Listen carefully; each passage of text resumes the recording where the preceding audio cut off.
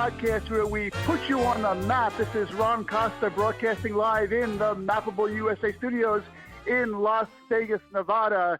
And folks, how many people out there like to eat, right? That's why food and food services and food growing obviously is really, really important.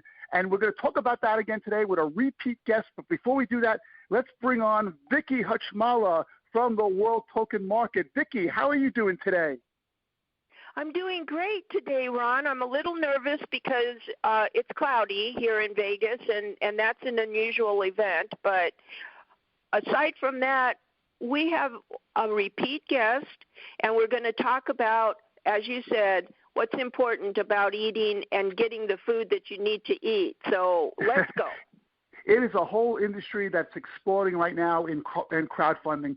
So let's bring on Artem Milinchuk. Artem's the CEO and founder, of course, of FarmTogether.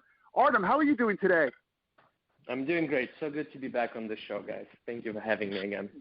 We're happy to have you. It's our pleasure. Yeah, the last show that we did with you, Artem, it just kind of opened a lot of people's eyes into what's going on in the industry in terms of food and that whole marketplace that people a lot of times often discount, and it's really, really growing, and it's new, and you guys are leading the way. So, in case anyone didn't listen to our last podcast, first of all, go on MappableUSA.com and you'll see that. But why don't you tell us a little bit about yourself to start this whole thing off and how you got started with FarmTogether? Yeah, absolutely. So, my story is that of, I think, very typical for this new wave of U.S. immigrants. I born and raised in Russia, and then I moved to Canada and then to United States. And what really drew me to U.S. was this unbridled entrepreneurial spirit that is just unparalleled anywhere else in the world. It's so contagious, and it's amazing how many people try so many new things and truly feel like anything is possible.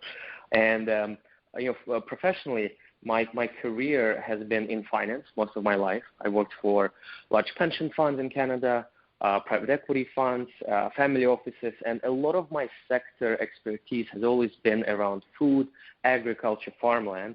And then, personally, I think it's just really nice to build your career and your investment portfolio around something that is unchangeable. There's, so many things happen every year. We have pandemic, we have cryptos, we have political events, but one thing remains constant is that people need to eat. So it's really nice to be building a business around that. And, the story of FarmTogether, which is an investment platform that allows people to invest in farmland very easily, is a story that is of solving a problem for myself. And that problem was that I, as a professional investor, and I, as a personal investor, actually found it very difficult to invest in farmland. And to me, it made no sense because it's the most vital industry on the planet, and it's a huge $2.5 trillion market in the United States alone. And so I started FarmTogether to solve that problem for myself, for my friends, and for everyone. Yeah, that's really interesting. Actually, the last time we had you on the show, investment and farmland kind of went under the radar a little bit, but now it's exploding in popularity. What do you think is driving that growth? Do you think people are finally waking up to say, hey, these are viable investments? Yeah, it's really funny because when I was starting 3 years ago, everyone would look at me with this big eyes and go like, wow, that is so exotic, farmland. I was like, that is the oldest asset class on the planet. Like everything else we have is exotic. This is old news. But, as they say, new is just a well-forgotten old thing. So, and nothing is new under the sun. So, yeah, indeed, in 2018, 2019, I had to explain every time what farmland is, why it's attractive. We can talk a little bit about that. And then I think 2020 definitely feels like a light bulb has switched on. And look, part of it is the extreme volatility we saw in the financial markets, both up and down in 2020. The recent bubble with GameStop and now cryptocurrency being another one. I think a lot of people said, look, we want something that is stable long-term, that we understand the nature of the underlying asset, and that is uncorrelated, and all of that is farmland. I think another thing that people are really starting to pay attention to, and that's becoming more and more important to investors, is that they want to do good with their money. And farmland is uniquely positioned to be a very impactful, sustainable solution to so many problems, whether it's climate change, whether it's hunger, whether it's sustainability of our soil. So farmland has the answers to all of that. And then I think, recently It's a well-known secret in the industry, but I think it now made it to the mainstream. We learned that Bill Gates Foundation owns a lot of farmland. And people are like, well, if Bill Gates is investing in this, I should probably see what's out there, because that guy knows a thing or two about business and investing. And so I think that drove a lot of interest as well. So are you saying, Artem, that nobody cared about what you did, but until Bill Gates got in, then that was the magic thing? I can't believe that, Artem. I would say, no. That helped a little bit in the recent weeks. But I think more so it's just, honestly, I talk about macro factors, but I want to give credit to the excellent team we put together. It's people that come from institutional backgrounds investing in farmland, and I think the deals we've been putting together, the comprehensive research packages we've been putting out, we put out a whole learning center for people to learn about farmland investing. It's all justice farming, slowly been bearing fruit and been germinating. I'm going to give you a lot of farming puns, but the bottom line is that I think we've put in the work to educate people. And I hate selling. I'm not a seller. I'm an investor. I like educating. I like to state my case and then take it or leave it. And so I think a lot of people found that case to be very compelling. And so we've been growing rapidly in the last year. And you need a really good team around you, because even though some people think they can do everything, they really can't. And you need somebody who knows this aspect and somebody else who knows that aspect. You put them all together, and pretty soon you have everything you need at the table to do everything you want to do, because you have an expert who's advising you, so you don't have to know everything. That's very important, I think, for successful businesses, to have the right team, to put the right team together. That's Absolutely. I think that's, yes. So tell us how FarmTogether has evolved since the last time we talked.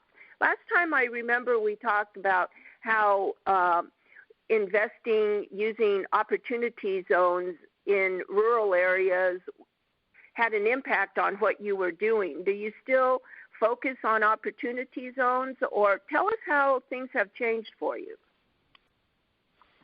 Yeah, absolutely. Opportunity zones are still very much an opportunity. We have right now an excellent partner that has an opportunity zone fund, and so we're working with him and with our clients to help them kind of get into the fund. We're actively looking at those deals for 2021. But beyond that, there's a lot of other things that have happened. It's just it is such a massive, vast opportunity, the farmland market overall, that we want to do all these things, but there's only so many things that we can do at any one point in time. We only have 24 hours in the day, unfortunately. And so there's definitely been a lot of development. So, to kind of run you through the numbers of 2020, and, we can't disclose the actual numbers, but I can give you high level where we are. So we have done tens of millions of dollars in investment deals that have been completed. We have now hundreds of investors who have invested with us and have worked with, we're talking in the tens of farms that we have purchased, that we have closed, and excellent farmers and farming groups and farming families that we worked with. And this has been in several different crops, in both corn and soybean, as well as in tree nuts and apples. And we're very excited that we're close to finalizing a large organic apple transaction, which is a new Cosmic Crisp variety, with excellent partners that are some of the largest growers in the country, applying some cutting-edge tech to coat the apples as well to prevent them from spoiling, and to give them longer shelf life, which is, again, comes back to our mission that we have around sustainability. So I think been really great year in that regard. We also, secondly, talking again about sustainability, we are the first kind of emerging farmland manager that has joined this new standard called Leading Harvest. It is a comprehensive sustainability standard for the farming community in the United States. It focuses on verifiable and audited by third parties metrics around how do you farm more sustainably? How do you decrease the number of inputs you use? How do you more efficiently use water? How do you emit less? It's a great standard that we're now part of. So, and 100% of our farms will be going under that standard. So it's been a busy year, and a few other things that we're excited about, kind of coming back to the questions of more efficient investing, of meeting clients' sort of tax needs and they sort of tax situations, that we now work with so many different tax-efficient providers and strategies, whether it's investing through an IRA, investing through a 1031 exchange, even or through a solo 401k for individual entrepreneurs. So investing through trusts. So if you're an investor that is looking for kind of more tax-efficient strategies that has some sophistication, we can work with you to make that happen as well. So overall, been definitely a great year, and I have some more highlights I can share, but those are the main ones. Excellent.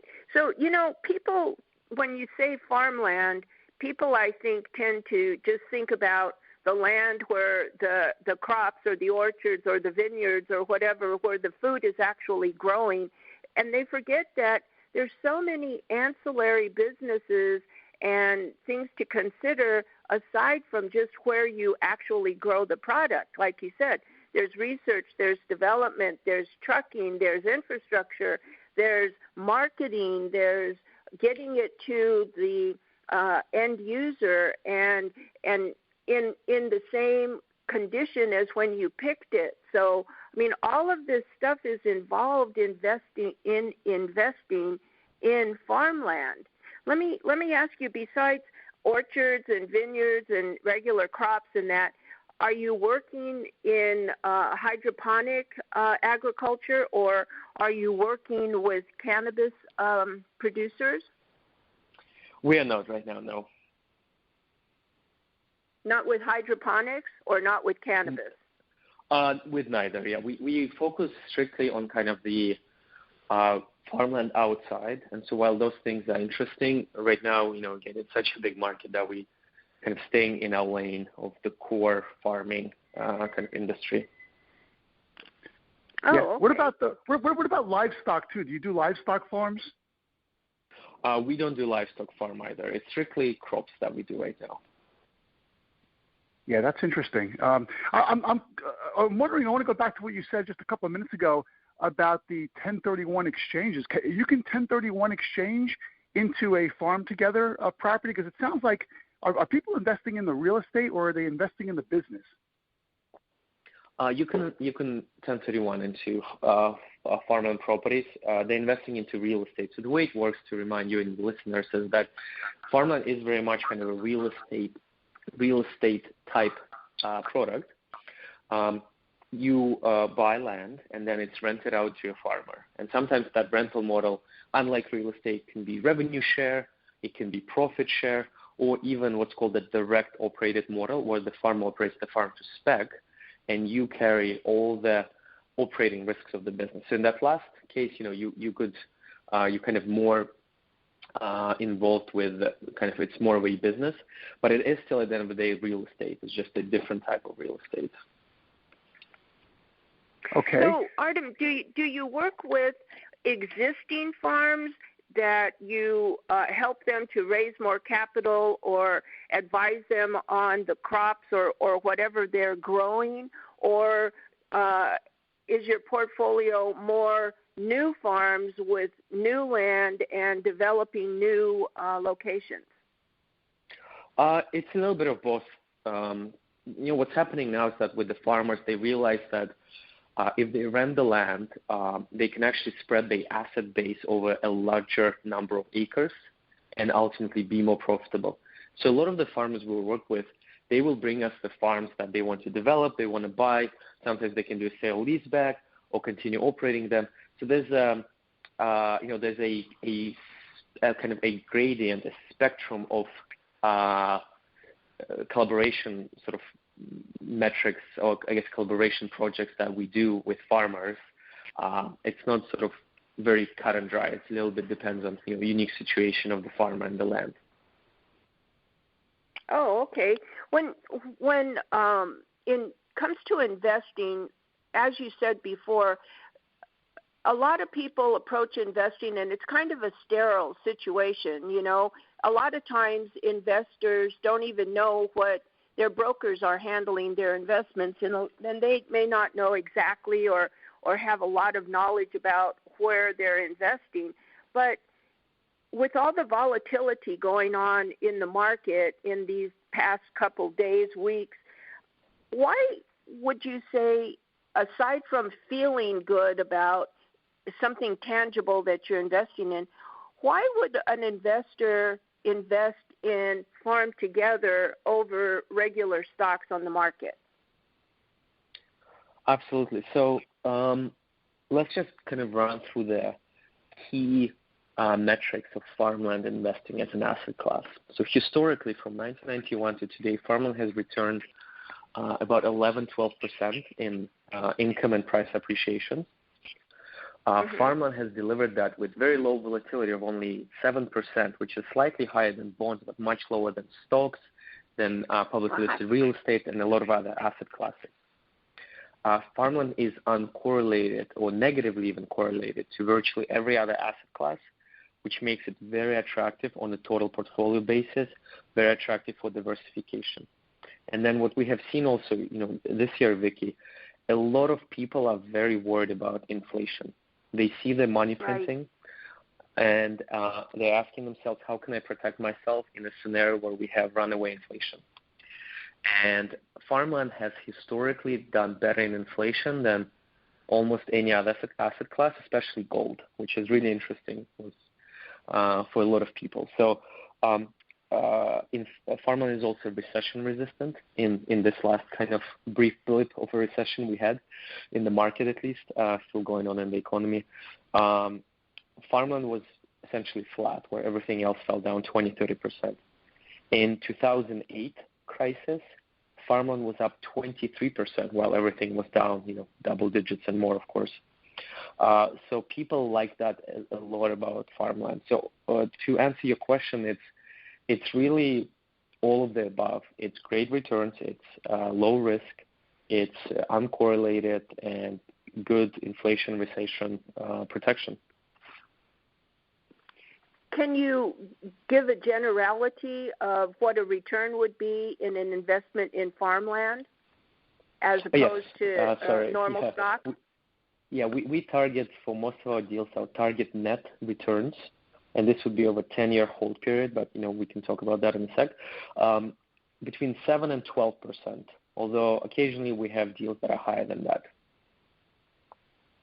Oh, okay. Very nice.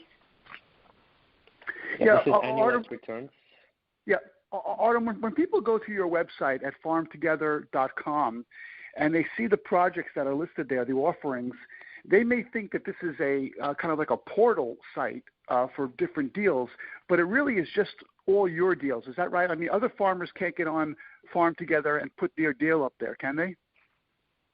That's right. Right now, it's just our deals. It's really us using our investment expertise to bring you the best deals. In the future, we might let other farmers list their properties and raise capital for their own projects. I think it is definitely in line with our mission to democratize access to farmland investing and help farmers get access to capital. But we want to make sure that at all times we maintain that high quality of the opportunities, that they all pass our rigorous filter. And so right now it's just easiest for us to do it all in-house. And what would an investor expect when they invest in one of your deals? Are they doing this for the long-term investment? Are they doing it for dividends? Or what's their main purpose for this, do you think? Yeah, we actually have both. Some deals are more of a development price appreciation play when we are developing orchards, or we're able to buy them at a discount, or there's some sort of improvements or change of what you grow on the orchard. It can lead to significant price appreciation. Other deals are mostly a dividend play, where it's good, stable farm, very predictable cash flows. We know exactly how it's been doing for the last decades, and we expect that to continue going forward. So that will be more of a cash yield. And then again, as with everything, there's a spectrum of those types of deals. But the hold period is for most deals 8 to 12 years. And that is because farmland is not like a thing that you can trade in and out that goes up tremendously or can go down tremendously in kind of judging by history. So we encourage our investors to think long term. But having said that, we are working on introducing a secondary market. We don't want our investors to fully kind of think that that's just a given right now, but know that we're actively working to bring that secondary capability to the platform. And once it's done, we'll definitely announce it and make it widely available. So we've been running some small pilots at the moment and testing things out. Seems like there's demand. It seems like there's definitely both sides of the marketplace transacting at attractive prices, but it's been very kind of contained pilots right now with sort of friendly, investors that can put out their stake to help test it out. So stay tuned, but definitely understand that 10 years might be too long for a lot of people, so we're working on solutions for that. Yeah, the whole crowdfunding industry is really growing right now, but it's my prediction that when someone finally figures out the whole secondary market, this whole thing is really going to start to explode because once you get that liquidity, you're going to just have a major win on your hands. 100%. And everybody who does this kind of stuff is going to have the same results. But getting back to your basic core business, though, besides cultivating investors, are you also in the process of acquiring more and more farms? How are you acquiring these farms or vetting deals? Do you have any criteria that you use specifically, or is it a case by case, or how do you guys do that? Yeah, that's the whole secret sauce that we have, but I'll open up the lid a little bit on that. So. What makes a good deal in any investment, especially in real estate and farmland? Well, one is the price. You want to make sure that you get the deal at a good price. You get the farm at a good price. And so the first thing, or like one of the main factors that we look at is what's the price of this farm and how does it compare to other farms that were sold? How does it compare to the cash flow potential of the farm? How does it compare to the cost replacement approach? If we were to replant this orchard or do everything from scratch, how much would it cost? That helps us triangulate the fair market value, the fair price of the farm, and see if we fall, the asking prices within that fair price. So that's one of the main factors. Now, there's a lot that goes into actually determining it, of course. On the macro level, we look for things like the end price of the commodities that the farm produces and the industry dynamic of that commodity. We want something that has tailwinds behind it, not headwinds. So, for example, almonds, right, continuously growing, vegetable proteins, continuously growing. Dairy, having a little bit of a headwinds moment right now, right? So a bit more challenging to understand. What are the trade war implications? What commodities are susceptible to trade wars? We look at the water situation and climate as well. Very important to consider the effects of climate change and long-term viability of the farm. And so that allows us to make sure that we have high confidence in the long-term intrinsic value of the farm itself. And then, of course, it really matters who the operator is. So thankfully, because of our industry background, we have access and connections to tremendous, highly experienced families that date back decades, centuries sometimes in their experience. And so we're able to work with them to cultivate the land, to find deals, to partner with them. And this is, I think, for maybe a lot of listeners, they imagine like your local, farmers market farmer, maybe like a sort of a small patch of land. But we're talking about farmers that farm thousands of acres that, for them it's a family business, it's a family tradition, and it's a family values that come into play. And so they're really very capable, very business and tech savvy. And so these are really high quality operators that help further unlock the value of the land.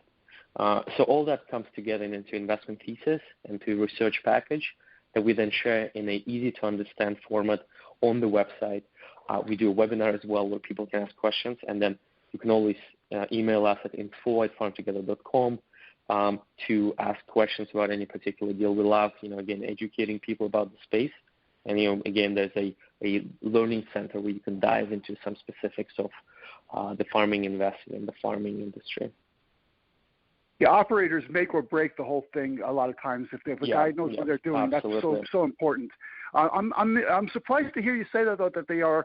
Seems like they're all embracing technology. That's a good thing, right? I mean, you would expect some of these people maybe to be old school.